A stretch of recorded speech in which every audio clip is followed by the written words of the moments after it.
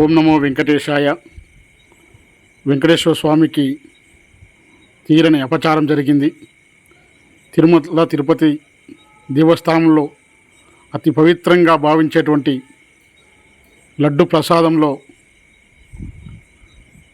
వాడేటువంటి నెయ్యిలో జంతువుల కొవ్వు ఉందని వాడారని వార్తల్లో రావడం వెంకటేశ్వర స్వామి భక్తులను ఆందోళన కలిగిస్తుంది. తిరుమలలో జరిగిన ఈ అపచారాన్ని ఎవరు సహించరు.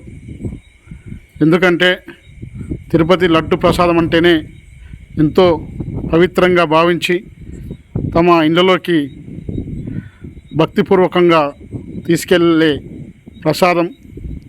ఇటువంటి ప్రసాదాన్ని అపవిత్రం చేసి యావత్ హిందూ సమాజాన్ని కించపరచడం ఇది అన్యాయము. ఇలాంటి చర్యలకు పాల్పడిన వారిని ఉపేక్షించేది లేదు. బాధ్యులను గుర్తించి కఠినంగా శిక్షించాలి. లేకపోతే వెంకటేశ్వర స్వామి భక్తుల ఆగ్రహానికి గురికాక తప్పదు.